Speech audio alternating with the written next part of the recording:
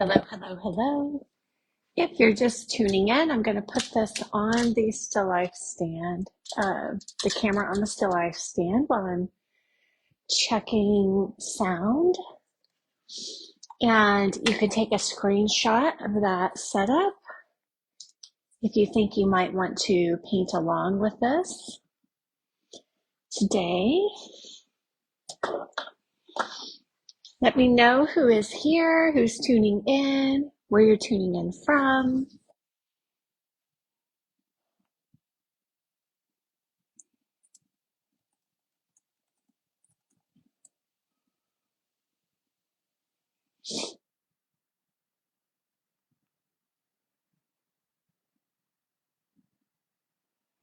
Super excited to be with all of you again today and to be painting again. This has been, let's see, it's the 18th, so I think that means it's been 2 weeks, 14 days of painting since I started this challenge for myself and for all of us. So you can go ahead and take a screenshot if you want to of the setup there.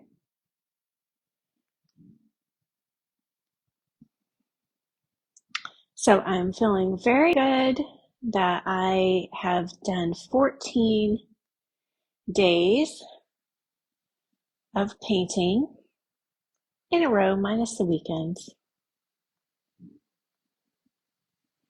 Okay, let's see. I'm not seeing my video, so I just want to double check that I'm on. Okay, it is on. Okay, awesome. All right. So I'm going to be working today on an 8x10. Let me just check in and make sure the sound is working. And go ahead and take a screenshot of the still life setup if you want to paint along today. And I'll be painting on an 8x10.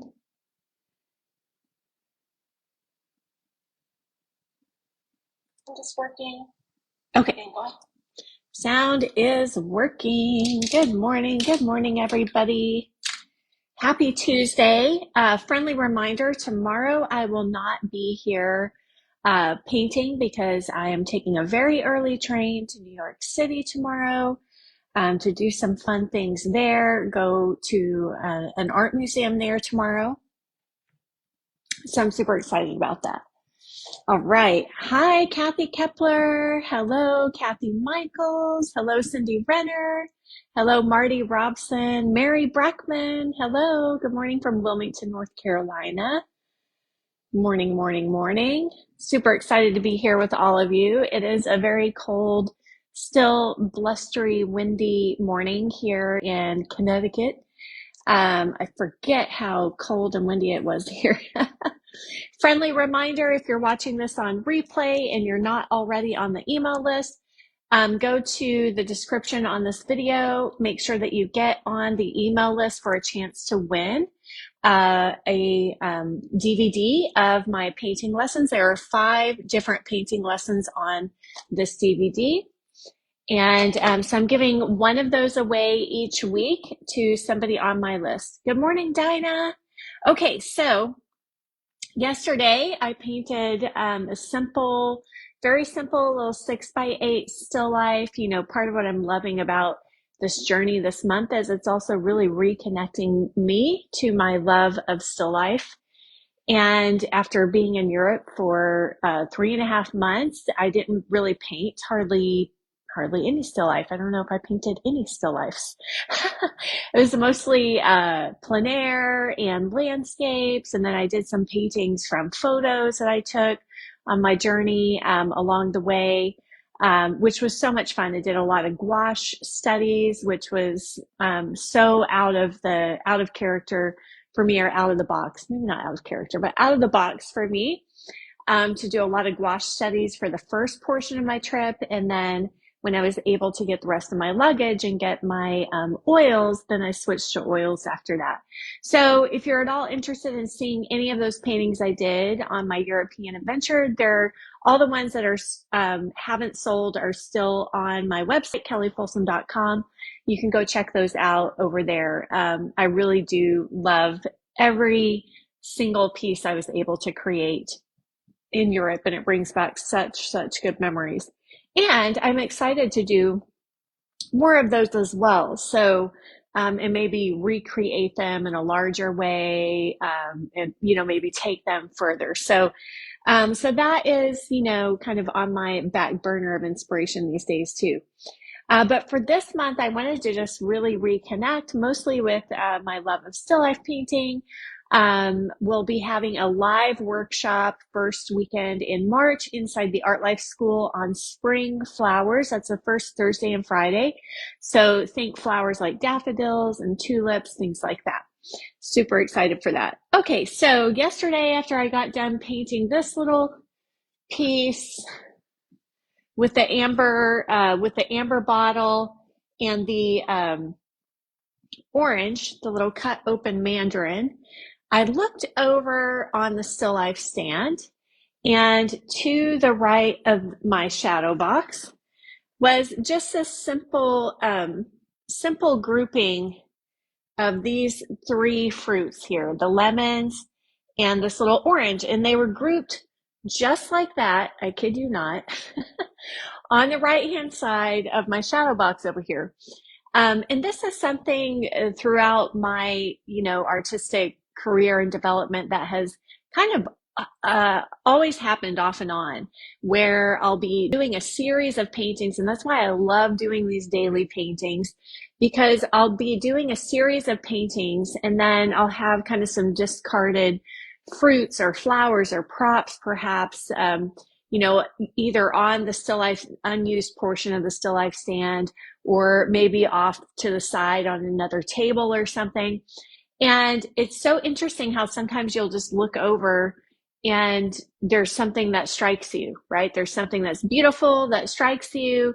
You go, oh, okay, that's a painting.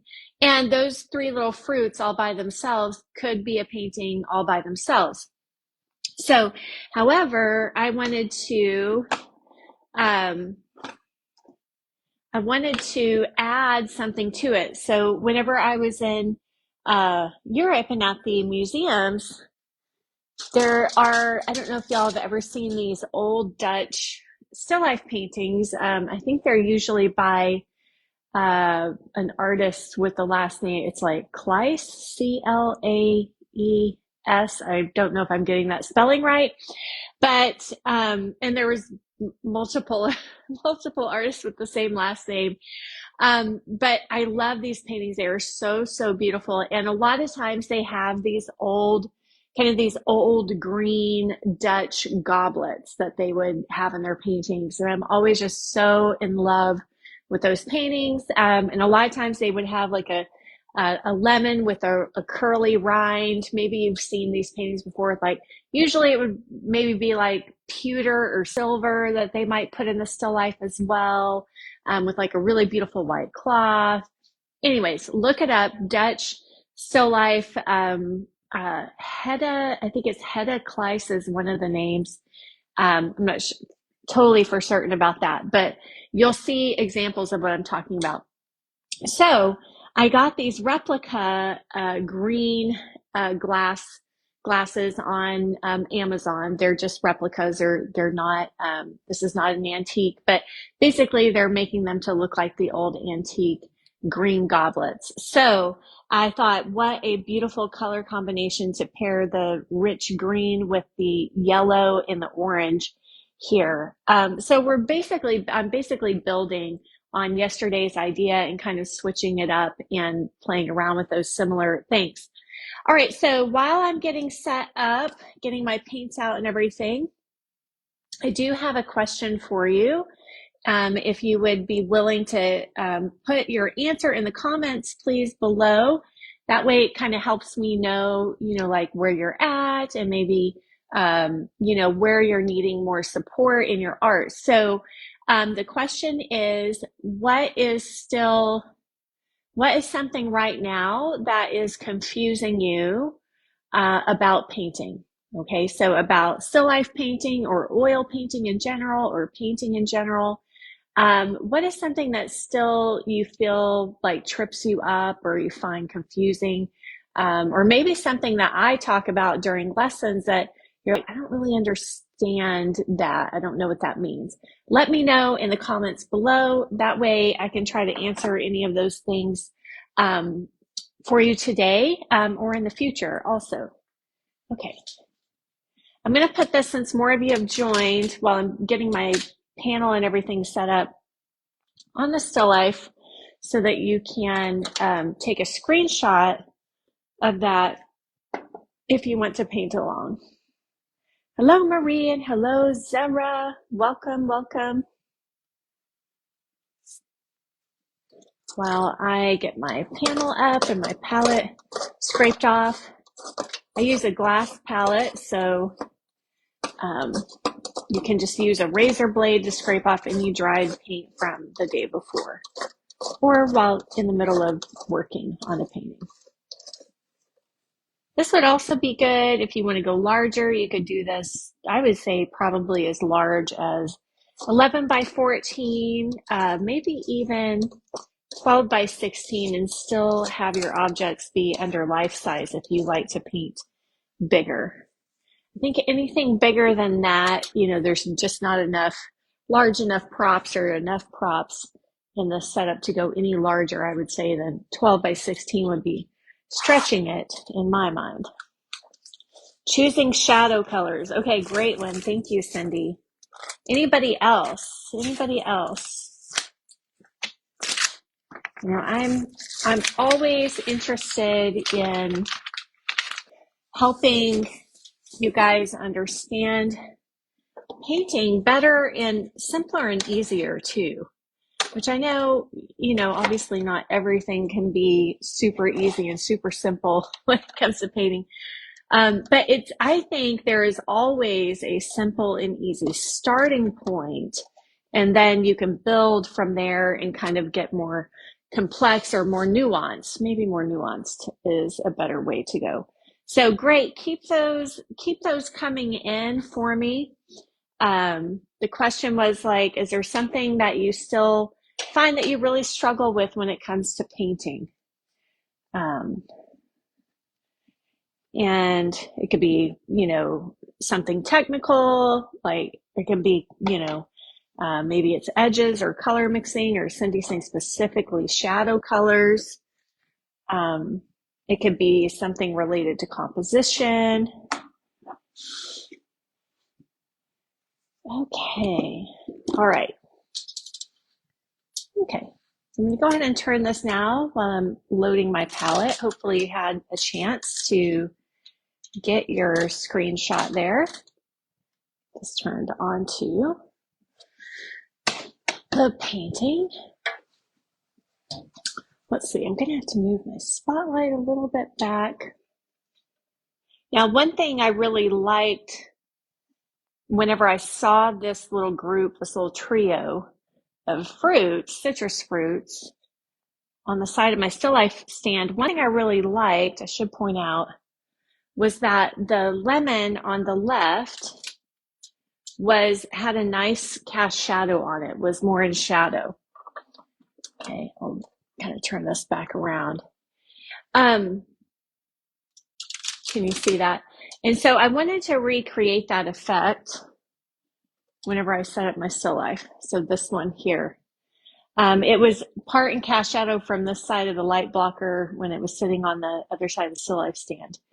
But it was very, sometimes it was very challenging to get that lemon and some of these eucalyptus leaves in shadow on this side. So I have an extra shadow box trifold thing, and I basically just added it on, leaned it on, and kind of adjusted how far out it came to create this cast shadow. So I still want a little bit of highlight, but I don't want as full of light on that lemon as I want on the lemon slice on the right.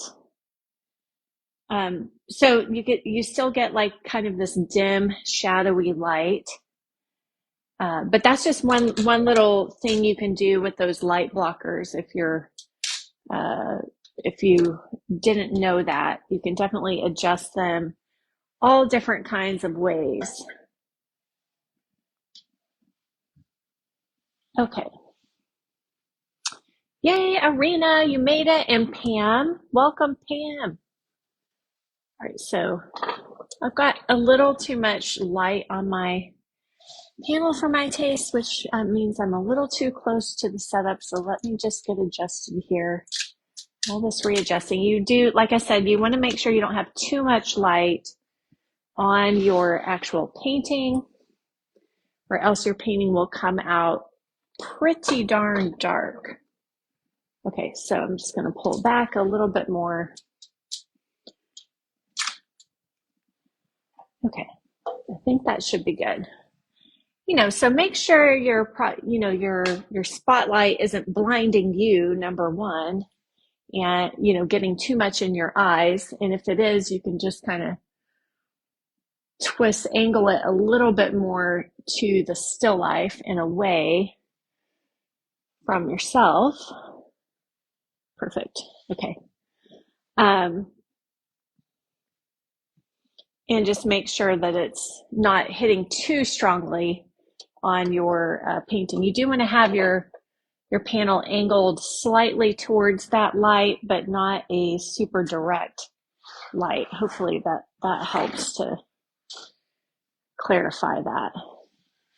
Okay, which means I need to angle this camera again. Just trying to get it just right. Not quite sure what I did, but readjusted all of this. Okay, great. Thank you so much, Pam, for chiming in on that question. For those of you who just joined, I asked, is there anything about painting, oil painting, still life painting, painting in general, that you still find a lot of struggle with, confusion, that you would like to understand better? So we've got shadow colors from Cindy Renner. Thank you, Cindy. And Pam Engel is saying, yes, I agree with that. And also the leaves, how to get leaves to look more dimensional, three-dimensional. Great, great, great. So that way today I can try to make sure that I touch on those points for you guys today. Hi, Susan. Hello, Lorraine Williams and Arena Sean. Good morning, good morning. I'm going to use some raw umber today instead of the burnt umber, since I'm doing this kind of sagey green background. Oh, Susan, you can watch on replay, of course, if you can't watch right now. I totally understand that. And Art Life School members, these will be put in your permanent library in Art Life School on your dashboard. I'm going to use a richer green today, or richer, like a green blue instead of that ultramarine blue. If you have a phthalo green or like a sap green, you could also use that. I'm going to put out some phthalo blue for myself today because that's more of a green-based blue. And I think that's going to give me, just a prettier green on that glass jar. So great, great, great. Thank you so much for letting me know the areas in which you're still, kind of finding some confusion or struggles in your painting.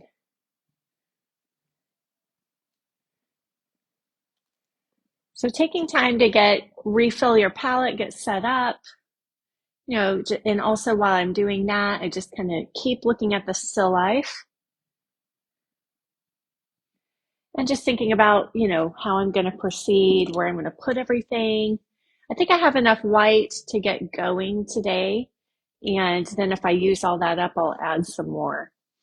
I don't foresee needing a lot of alizarin crimson for this painting. There's nothing really with that violet red or grapes. However, I might need the cab red light or the burnt sienna in the orange color. Burnt sienna is also really great to use in the shadow colors on the lemons, especially if you don't have, if you're not using burnt umber. It's just a nice, transparent, rich kind of orangey red. Okay, let's get going. So I'm going to start with a tone. I'm just going to start with some raw umber.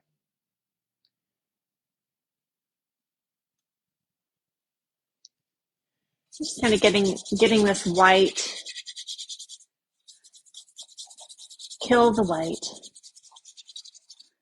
Even if you're doing a high key painting, in oils or in acrylics, you really don't want to be working on a straight up white surface. If you don't like working on a wet tone, you can, pre-tone your panels or your canvases in advance and let that dry. You can also tone with an acrylic, let that dry. If you don't have time to let an oil tone dry, you can also tone with acrylic.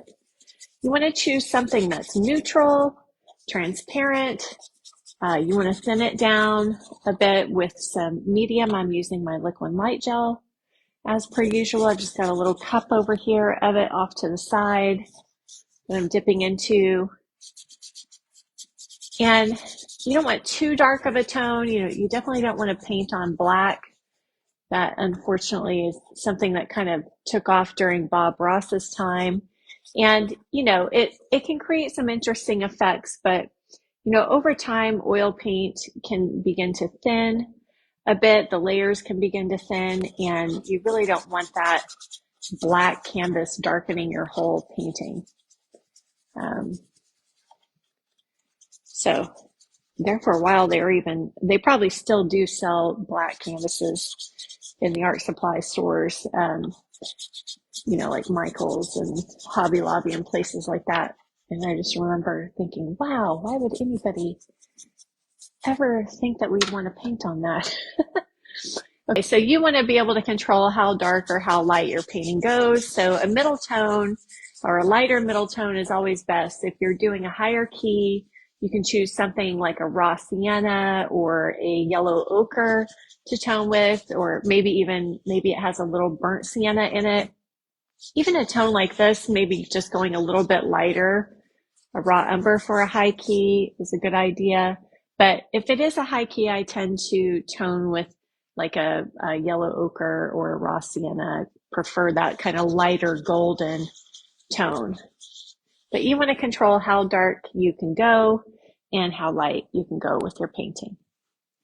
All right, so let me know any other kind of stumbling blocks or challenges that you are still facing in your paintings so that I can try to address those today. We've got shadow colors so far.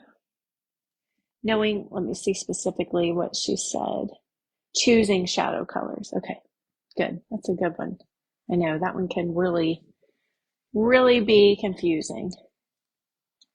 All right, so more of the raw umber. And this is another one of those just simple kind of L-shaped compositions, but this time the tall part of the composition, it's like a reverse L, basically. So my green goblet is going to go somewhere like here. And then with my trio of fruits, and you can just kind of group things together if that helps, like drawing kind of like a circle, or if you respond more to rectangles, you can do like a rectangle or a square, whatever makes sense to you to you could do an envelope shape like this, going from the top of the goblet to the side of the goblet, which creates this nice triangle. Basically find what works for you that kind of gets the basic structure of the whole still life together, all these objects together on your canvas, and make sure that you leave some room to breathe around your objects. I said this the week that I did the larger still life, a little bit each day. A good rule of thumb is to aim for no more than half the height of the canvas on your largest object. Start off really simple. So for example, on the goblet, I might just start the stem of the goblet really simple like this, and not get caught up right away in all the little nooks and crannies and all the little ins and outs of that design. That can come later. So you start I start really simple, really basic. I don't worry about the ellipse yet, things like that. Sometimes the left brain wants to come in and wants to be like, oh, we have to figure that ellipse out right now. So try to kind of quiet that, logical, rational, need to know how, need to do it, need to know that it's going to be done exactly right. We can't be wrong. Try to quiet that side of the mind, allow yourself to, ease into the painting little by little. So I'm just using some basic circles. Allow yourself to live with some imperfections right now, is, what I would recommend. It doesn't need to be perfect now or ever. So you want to really give yourself over to the process, to the experience of the painting. The more you're dealing with internal chatter, whether that is maybe fear that the painting's not going to work out well, whether it's trying to ensure success. By the end of the painting, I must prove myself. Whatever the case may be, maybe it's, let's see, I'm going to move this little lemon a little bit. Anyways, you just want to try to make sure that you quiet any internal chatter. Sometimes just doing your tone of the canvas can really help, laying out your colors, just kind of get your attention off of any kind of negative internal chatter. You are splitting your we split our focus whenever we do that.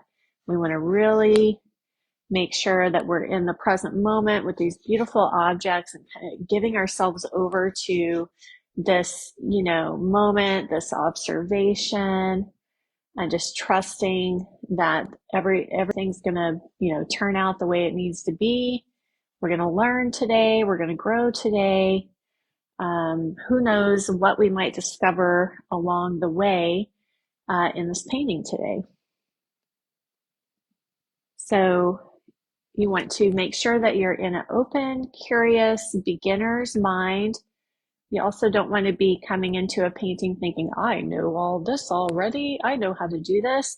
Step 1, step 2, step 3, step 4, done. That's really shuts down creativity as well. Even if you do have a very strong base of knowledge like myself, base of experience and understanding, you still want to be open to newness and new ahas, new insights, perhaps new learning.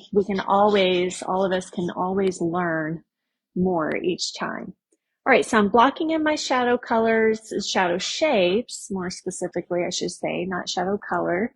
I'm just using raw umber right now, and I'm in, stage 1 of the painting, which is really just getting everything set up, getting my size and placement. Part of stage 1 is also getting in shadows. In oil paint, we work dark to light, simple to more complex. Your main job at this stage is simplify, simplify, simplify. KISS, keep it simple, sweetie. But how to simplify?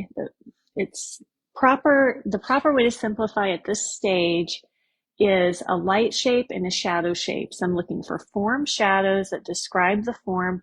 They just follow the side of the contour that's in shadow.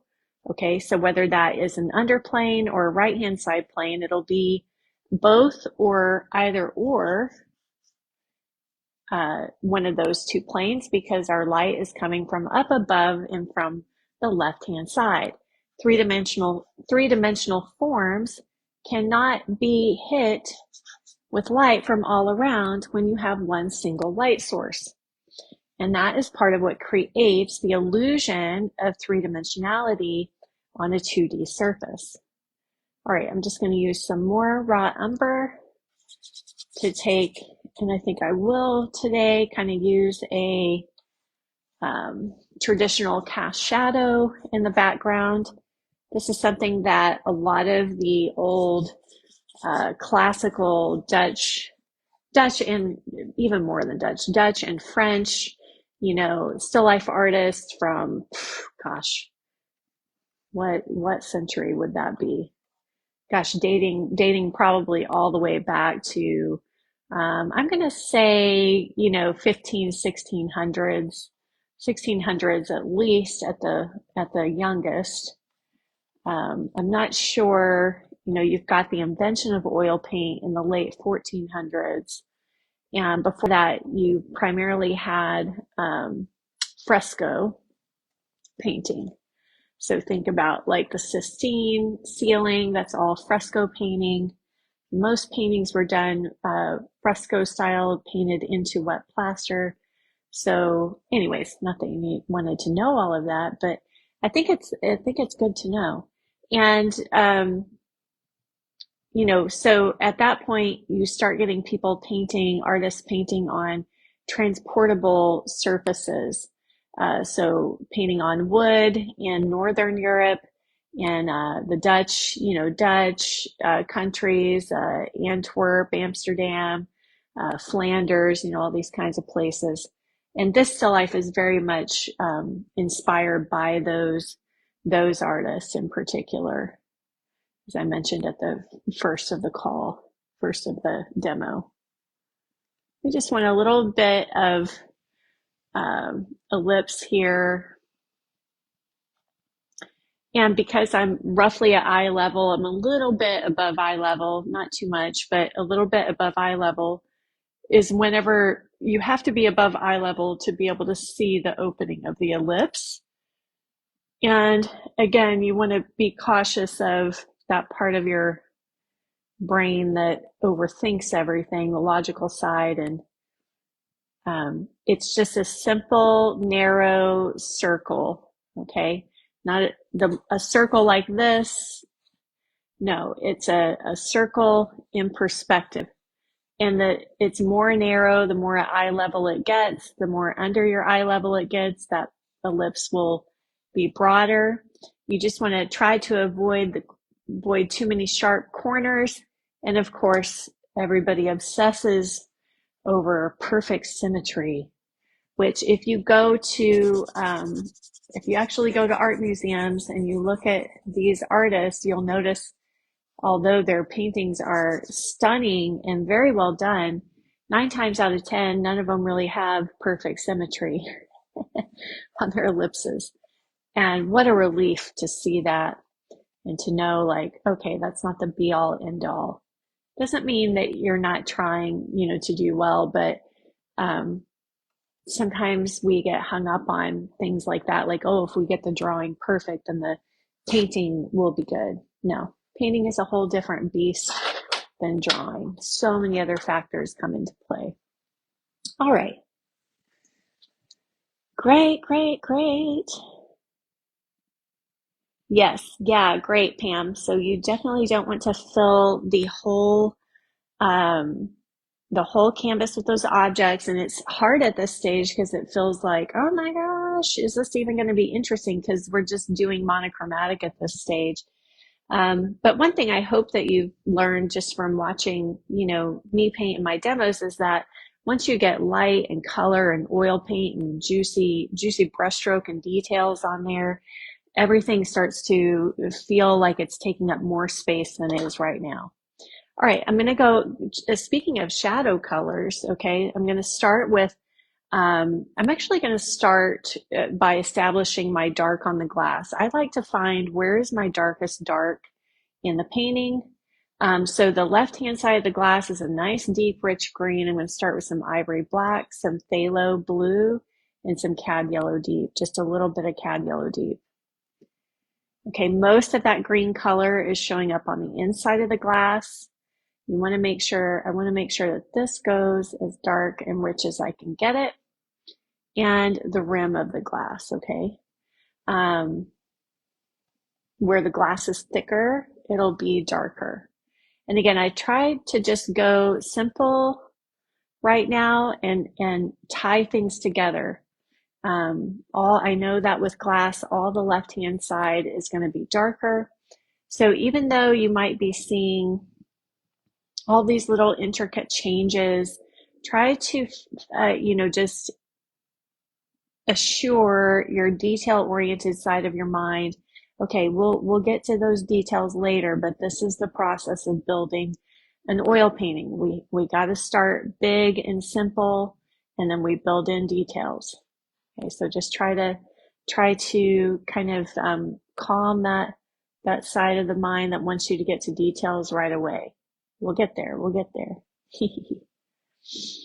Okay. Actually, kind of the whole foot of this glass is darker in value if I'm squinting against the background. Most of the light in the glass is on the inside and to the right. Now, I wanted to mix that color first so that I can better judge my shadow color in the background. Hence Cindy's question, how to know what colors to mix. I definitely want to go close to what I have, in the setup. I've got this kind of nice sagey green. So I've still got this green on my brush. I'm going to kind of soften the saturation level with some raw umber, and I'm going to cut the green a little bit with a little tiny bit of burnt sienna.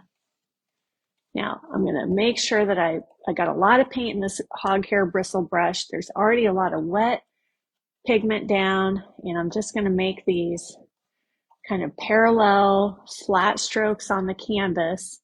And really I'm pushing all that paint out of the interior of my bristles onto the panel so that I'm not just dragging wet paint. If I try to do this, it's like you're licking the canvas. Can you see that?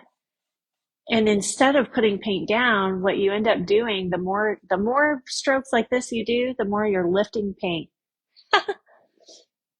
And so you're getting further and further away from your goal of getting paint down in that background. All right. So now, and as you're lifting that, you're putting all the paint back into your brush. So if you're trying to break this bad habit of doing it that way, just know that all that paint is still in your brush. If you put enough paint on your brush, it is.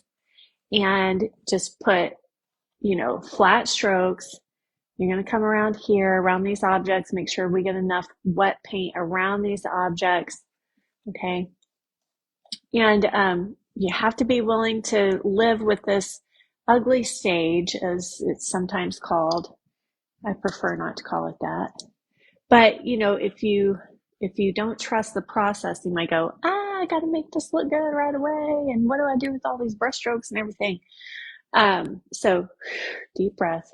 Rome wasn't built in a day. We're going to build this one piece at a time here. Now for the lighter side, I'm going to add more of my lighter yellows, a little bit of my Naples yellow too into this. Same kind of colors, but without the black to darken it, without the raw umber. Well, I shouldn't say without those colors. Really, the difference is you're adding something lighter and more opaque.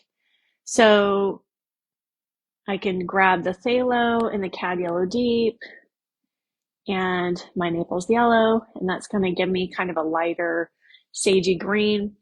And that may or may not be, it may be too colorful, right? So you might need something like a little raw umber to desaturate. Okay, or some black to desaturate it. So it's not to say that you can't use any raw umber or black in the light. It's just you have to have enough white mix in your mix to make it lit enough. I hope this is this. I'm really, I know I'm going really, really basic, kind of to the extremes on the basic explanation of things. So it's not because I don't think that you don't know or understand. And also there may be somebody here that is like, what are you talking about? I kind of have my empathy for being a beginner has increased as I said, I've been exploring, learning about pottery and throwing pottery on a pottery wheel. And I know for me, I've really appreciated, these very detailed, really explaining everything as much as possible. Anyways, so hopefully this is making sense and isn't going too basic for you. We've got a big mix of levels of artists here, from early stages to even more mastery level artists, and people in the middle, intermediate in your skill level. So just trying to make sure I hit that for everyone. Okay. Thank you, Amy. So she says, I'm so encouraged by your videos. You make it understandable. You're a great teacher. Oh, thank you. Marty says, reviewing the basics is always good. Awesome. Kathy says, getting my shadows dark enough and getting color in the darks. Good. So, she's talking about things that she still kind of struggles with. So I say push those darks. I try to find what is the darkest dark in the whole setup or in the whole photo. And then what's the value and what's the local color of that dark. Okay, so it's a dark, rich green. So looking at my palette, I try to find what is the darkest, richest green I can make on this palette. I can always lighten it up later on. With your darks, you can always lighten them up. That's the thing. You can fill them with reflected light, transmitted light. You can lighten the value if need be later on. But I do find that sometimes paintings end up falling flat that people do because they don't have enough contrast. They have too much middle tone, and the value contrast between their lights and their darks are too close together on the value scale. So it is, I think, really important to push those, pull the extreme of the value. Okay, if you are ever confused about shadow color, what is the local color of the object, and basically make a darker, duller version of that local color. So in response to Cindy's, so I'm starting with the orange. Let's do this another way. Let's mix up orange or red orange for the clementine with cad red light, cad yellow deep, okay, to get our nice red orange. And then you want to make that darker, right? So adding in some ivory black, or like a burnt umber would also work. Now, the more yellow I have in this, the more the yellow is going to lighten the value. And so I might need to add back in more cad red light, or even maybe a little bit of, burnt sienna. Anything kind of in those reds will create a shadow version. So start with the local color, I would say, is the easiest way to start, and then you darken it. No white. Okay, so I'll start there. And then sometimes too, you don't know if that color is going to work or not because you don't have the lights in yet. So you don't want to agonize over it. You want to get something in. So same thing with the lemon, I'll start with yellow, my cad yellow deep. And then let's say if I go to darken that and I add ivory black, well, ivory black has a lot of blue in it. So it is going to take it rather green, which is not really ideal on a fruit to have a green shadow. It maybe, but it's a good place to start, right? So then I might reach for a little bit of that burnt sienna again. So your shadows, you do want them to have some local color in them, but also like the black or the burnt umber, whatever you're using to kind of darken and desaturate, they also kind of tie together for that reason. They still have some individual local color, and I think that's the easiest way to start your shadow colors, but then the thing that unifies them is the color that you're using to darken them, darken and dull them. Okay, so we've got a cast shadow on the back of this lemon slice here. And again, you kind of have to trust this process and know that these things are going to come together.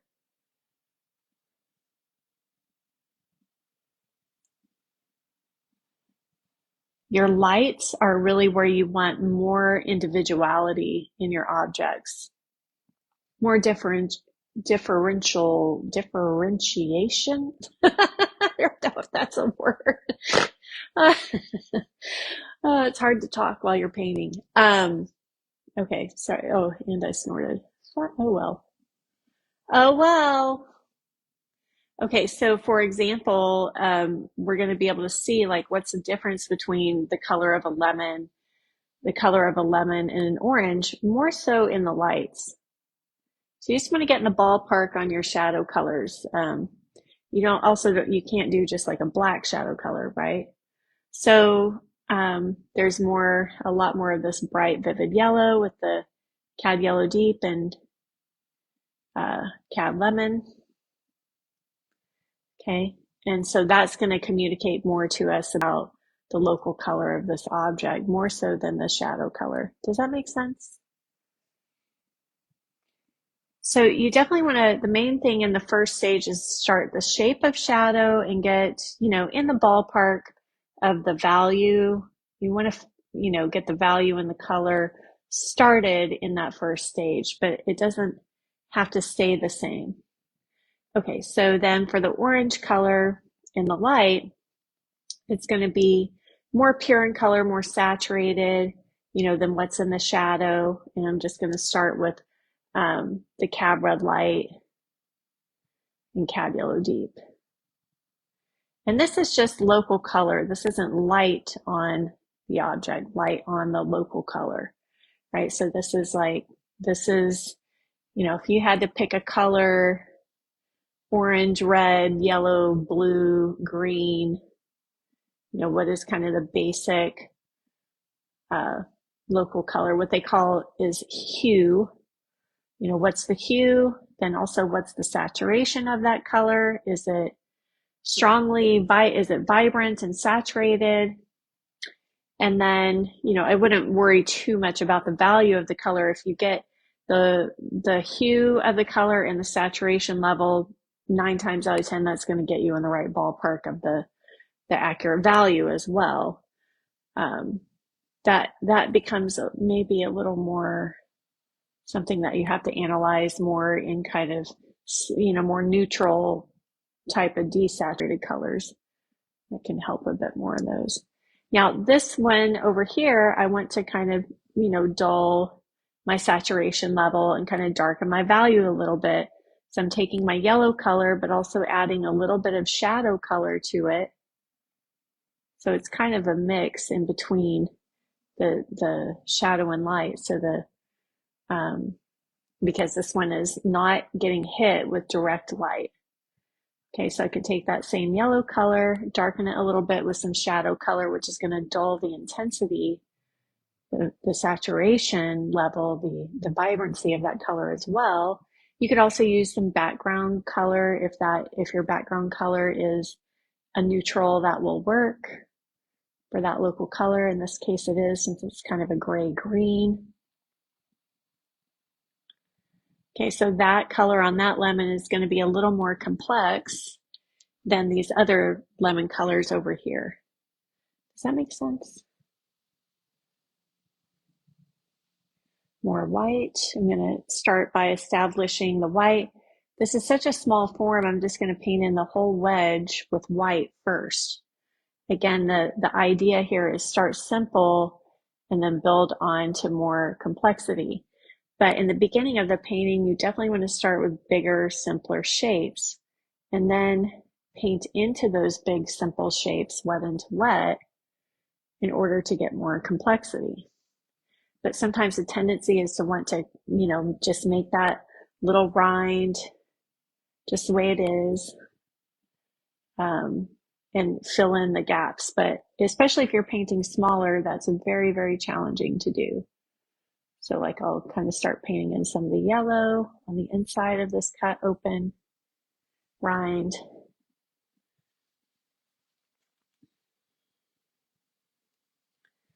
So the beginning stage, you just want to begin to build all these simple colors and light. You know, I will say, I don't know that these gambling colors are quite as, you know, they're a better price, but the gambling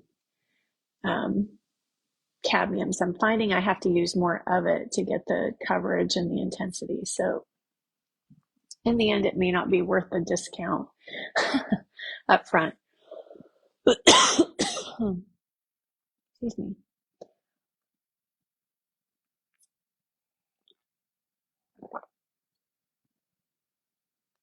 Hey, Mayonnaise. So these Facebook Lives are always on my Facebook page, Kelly Folsom Art Life School.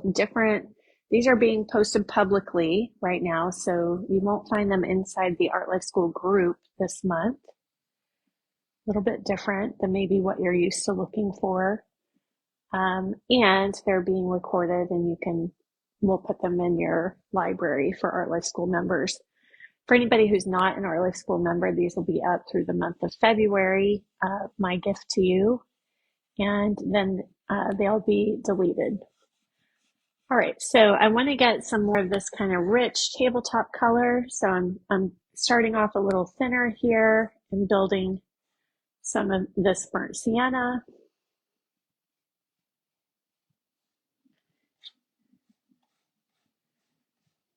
And again, this is step by step. We're just building the layers. In an oil paint, we start darker and thinner in the darks, in the background and in the darks. You want to kind of start a little bit thinner in these darks. Not too thin though, but on a transparent tabletop, you definitely want to go a little bit thinner. All right, so now now that I've got that, and it's going to help me more accurately judge these values and all those sorts of things later on. Then I'm going to go up to the glass. I'm going to just kind of mass all this in with that tabletop color for now. And start getting in some of that local color on the glass. So I'll start with the phthalo blue and then my cad yellow deep, just to get a nice rich green going. And the more saturated green kind of shows up over here on the right hand side where the light is passing through the glass. Okay, so then the rest of the green is not quite that saturated. It's, you know, the green is there, but it's a little quieter, right? And that phthalo is so strong, so I may want to switch off of the phthalo and go to, you know, ivory black instead, or mix in some ivory black to kind of get a softer, more desaturated green.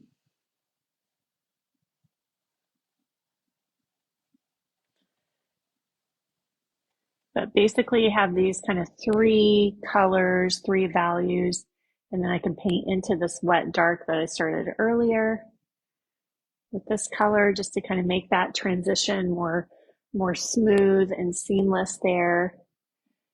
You know, on glass, you don't really have strong shadow shapes, you know, very distinct shadow shapes because it's a transparent object. So I'm just kind of going through and putting in this middle tone green that had the little bit of blue and black and then my cad yellows, kind of filling in the gaps, so to speak.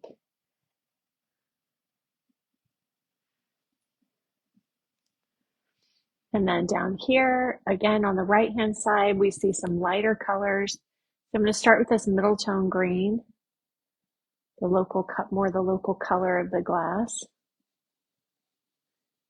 So in comparing saturation, you know, we've got I would say the strongest saturated color, most vibrant, is in the lemons. So you can definitely compare your green color to the lemon color to make sure that you're not getting it, to Kermit the Frog green. And I just know, and I can see it, that there is going to be more kind of yellow. And these are very specific pieces of paint, though. So you want to slow down. These don't get blended in. These little highlights, or they're not really highlights, but transmitted light. They look like highlights, though. It's kind of the characteristic of how you paint them. But you notice that these are more yellow in comparison to the actual highlights, which are more kind of a silvery white. And hopefully you took a screenshot at the beginning of the demo so that you can compare your transmitted light accents here to your actual highlight color. So I'm trying to put these in more unblended, specific brush strokes, putting thicker paint on the edge of my brush and hunting for these little specks of light. Some of them, some of the transmitted light is more blended, but then you have, like here, it's kind of, there's more of a blended zone. In between the rims of the glass on the right hand side, there's more of a blended light there. As we get closer down to the bottom of the glass is getting more dense and tighter together, less room for light to move around in there for us to perceive all that light. So where the glass gets tighter together, it gets darker, less kind of blended light that's in there. The broadest part of the glass here is kind of the lightest, but not specific little pieces of paint. Okay, and then the highlight color, I'm going to wipe some of that yellow out. Do more light on my painting.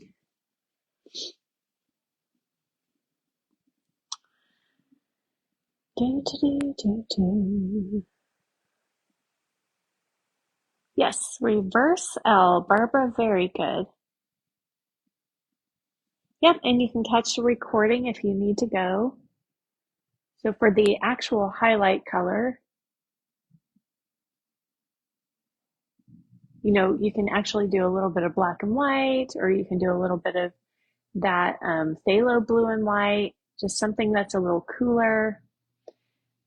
If your brush puts it on too soft, I like to sometimes start with a brush and then switch to a palette knife. If your brush puts it on too soft, you can use a palette knife. And my white is getting a little bit dried out since it's a fast drying white.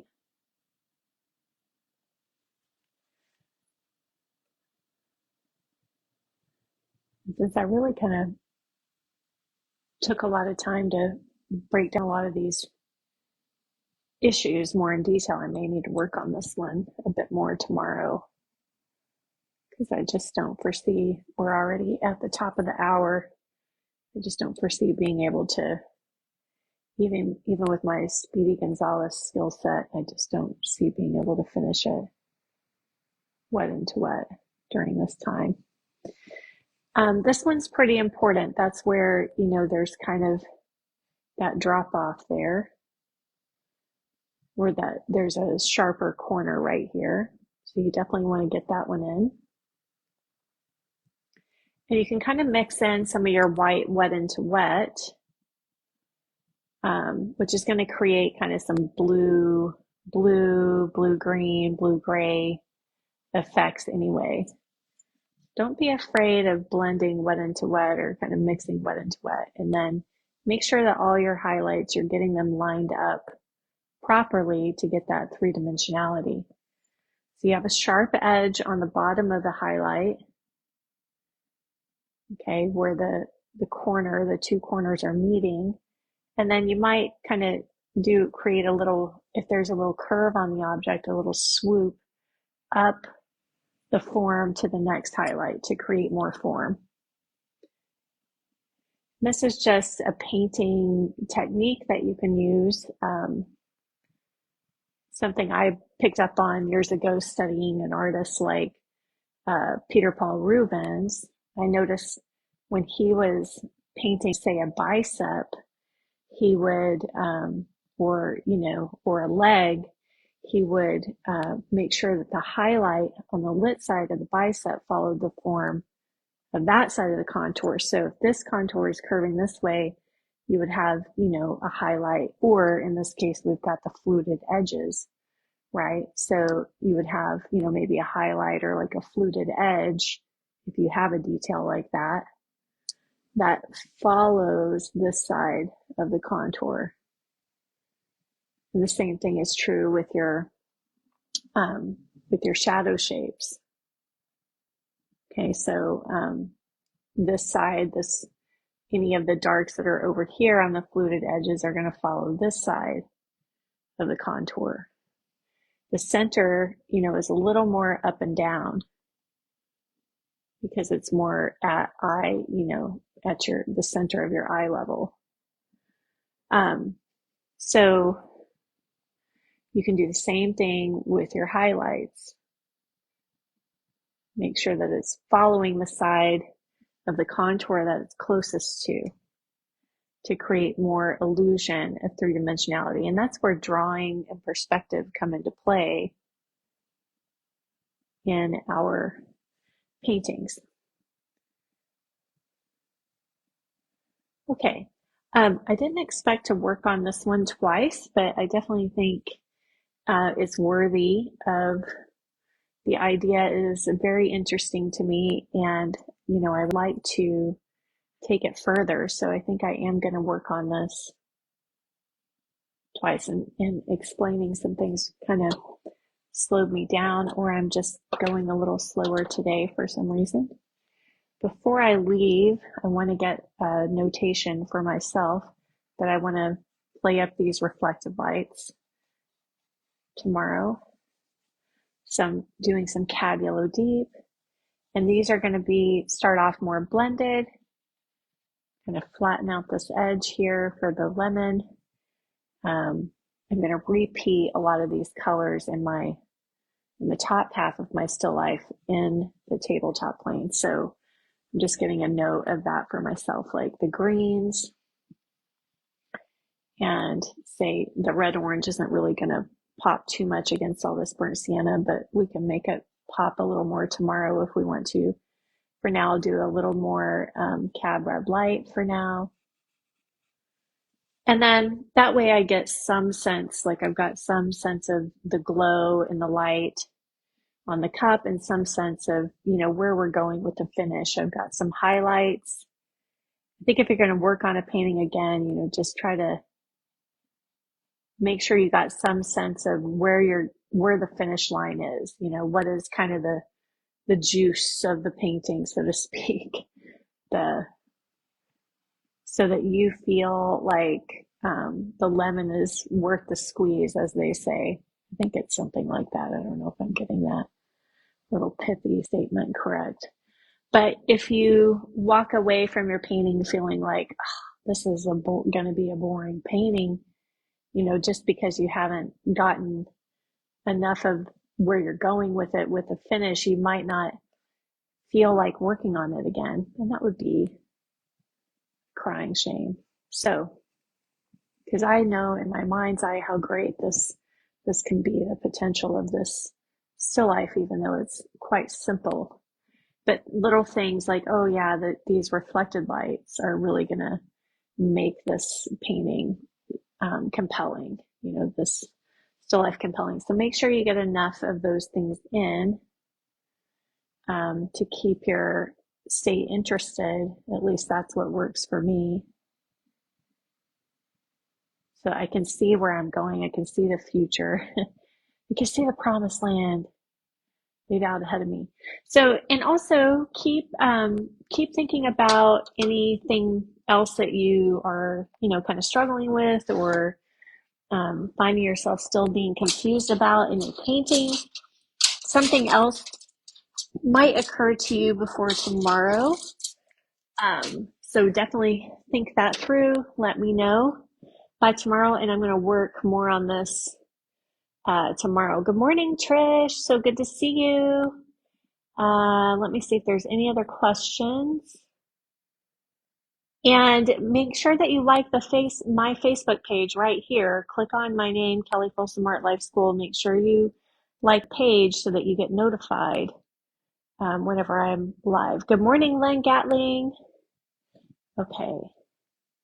I think I've seen all these other questions. Make note of any questions you have. I am going to just take my palette knife. Number one, I'm going to lift some of this paint. I feel like I did put down a little too much back here. Scraping back some of that paint. Keep it a little more transparent back there for now.